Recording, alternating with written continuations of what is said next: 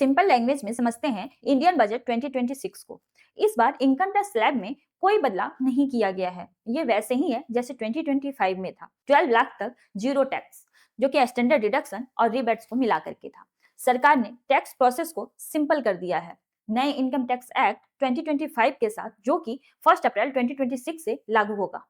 सुनने में अच्छा लगता है कि फॉर्म्स कम भरने होंगे, लेकिन सच तो ये है कि महंगाई 5 to 6% बढ़ रही है। अगर स्लैब नहीं बढ़ा तो टेक्निकली आपकी परचेजिंग पावर कम हो रही है। मिडिल क्लास के लिए इसे ऐसे देखिए जैसे कि रेस्टोरेंट में थाली का नाम बदलकर विकसित थाली कर दिया गया है, यानी कि प्लेटिंग लाजवाब है, लेकिन जब निवाला आप उठाते हैं तो सब्जी का टेस्ट वहीं का वहीं है, रोटी वहीं आपको गिन करके ही मिल रही है। चलिए आगे बढ़ते हैं। एसटीटी यानी कि सिक्योरिटी ट्रांजैक्शन टैक्स की बात करें तो इसे बढ़ा दिया गया है। फ्यूचर्स पर 0.05 टैक्स कर दिया गया है, जो कि पहले 0.02% था, और ऑप्शंस पर भी 0.15% टैक्स लगेगा। आजकल लगभग हर घर में एक इन्वेस्टर है। बजट मुताबिक गवर्नमेंट स्पेक्युलेटिव ट्रेडिंग पर रोक लगाना चाहती है, लेकिन उन लोगों का क्या जो थोड़ा एक्स्ट्रा पैसा कमाने के लिए मार्केट में आए हैं। जब आपका हर ट्रेड महंगा हो जाएगा तो आपका प्रॉफिट मार्जिन ऑटोमेटिक छोटा होता जाएगा। टैक्स तो सरकार ले जाएगी, लेकिन रिस्क पूरा आपका होगा।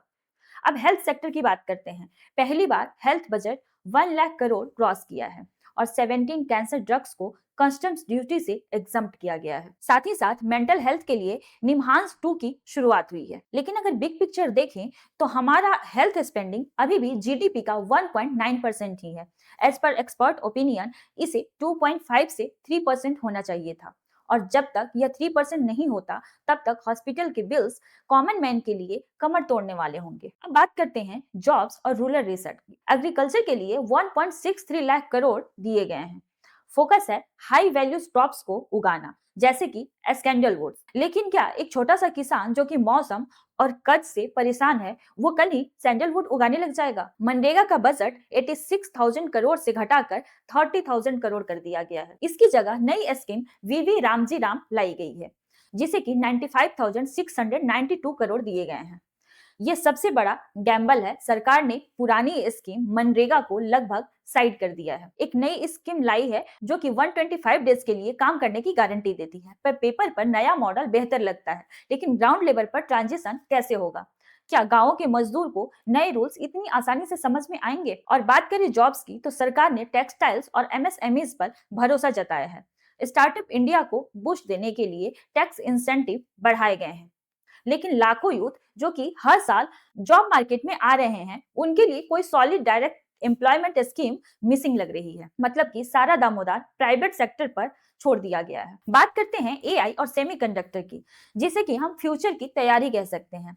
इंडियन सेमीकंडक्टर मिशन 2 को 40,000 करोड़ मिले हैं। भारत विस्तार जो कि एक एआई टूल है, इसे किसानों के लिए लॉन्च किया गया है। बात यह है कि ये एआई टूल भारतीय किसानों को कितना समझ में आएगा। यहाँ सरकार विकसित भारत के लिए बैटिंग कर रही है। चिप्स इंडिया में बनेगी तो इलेक्ट्रॉनिक सस्ते होंगे और जॉब्स आएंगी, लेकिन एआई जो जॉब्स ले जाएगी उसका क्या? बजट ने एजुकेशन टू एम्प्लॉयमेंट कमेटी बनाई है ऑडिट करने के लिए। मतलब कि सरकार को भी पता है कि खतरा तो है, और सॉल्यूशन अभी भी ऑडिट और रिसर्च में ही अटका है। तो बजट 2026 एक लॉन्ग टर्म इन्वेस्टमेंट है। अगर आप देश की 20 साल बाद के फ्यूचर को देखते हैं तो यह बजट बहुत सही है। लेकिन अगर आप आज के ईएमआई, बच्चों की स्कूल फीस और किचन के बजट को देखते हैं तो यह बजट आपको आत्मनिर्भर होने के लिए छोड़ देती है। आपको क्या लगता है, क्या यह बजट आपके लाइफ में कुछ चेंजेस यानी कि कुछ बदलाव लेकर के आ सकता है? हमें कमेंट करके जरूर बताएं, और अवेयरनेस के लिए इस वीडियो को शेयर जरूर करें।